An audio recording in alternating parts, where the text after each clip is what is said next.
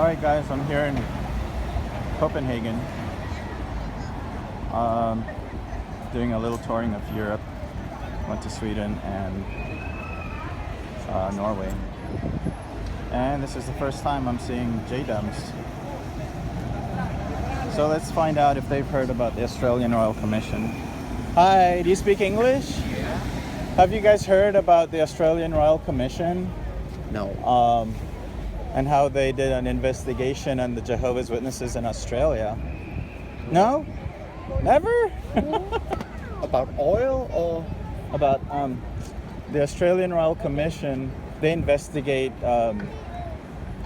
institutions and see how they handle child molestation. Yeah, that one I heard about. Yeah. So you did hear. What do you think about it? Horrible. Yeah. Horrible. Over 1,000 cases was never reported to the police. There was some. But some years ago we had some adjustments in how to handle all that. Yeah. It's just because we've been too slow. The organization has been too slow in handling that. Yeah. It's like it's not on purpose. They simply just had a blind eye to it. So yeah. for some my years ago, parents are Jehovah's Witnesses. Yeah. And it's still the policy though. Have you heard of the 2-witness rule? The 2-witness rule, if somebody... I mean, I have an 8-year-old daughter, and if an elder was to molest her and she comes to me and say, "Daddy, somebody touched me," the policy says that my daughter has to have 2 witnesses. Yeah, yeah. And if there's no 2 witnesses, leave it in Jehovah's hands. I heard about it. Yeah. I think it was Jeffrey Jackson. Jeffrey Jackson He gave was testimony, in the court. Yeah. And there was this judge, and he did something clever because he mentioned the scripture from the Mosaic law about something, I can't remember it. But I can remember what Jeffrey said, because he said, "Oh well, that's an interesting viewpoint, because you're right." About the female working in the field yes, being, exactly. Yeah. And he said we have to rethink about that because you have something. Yeah. And I haven't heard more. No. Okay. I haven't heard more. I was shocked when I saw it. Yeah. Well, yeah. I mean, you know, like my parents, ever since, because I was raised as a Jehovah's Witness from the time I was little. Mm-hmm.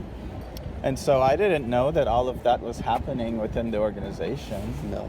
And then at Brooklyn, New York, there's a database of over 24,000 pedophile cases that the society have recorded. Mm-hmm. So it's quite something. Yeah.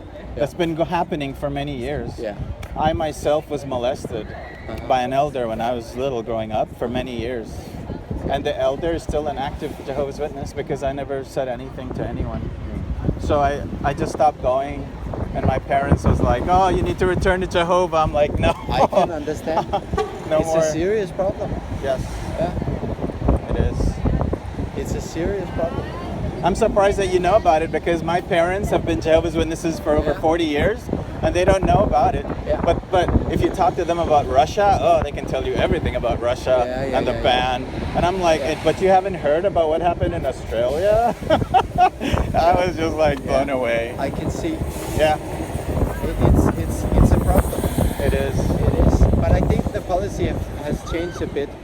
We had some cases in Denmark also where it was handled the wrong way because they didn't call the police. Yeah.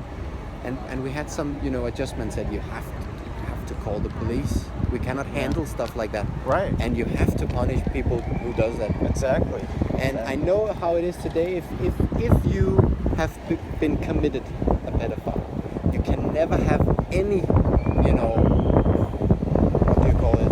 privileges in the congregation. You can't even become an auxiliary pioneer. You cannot become an elder. You cannot become a ministerial servant. Yeah. And I know when I'm a ministerial servant, and when I had to become one, I had to sign a a police declaration or something. That I don't know what that is. It is that It must be something new. Yeah, you tell it to the police that this one is a ministerial servant and he will work with young ones. Oh, I see. And do they do a background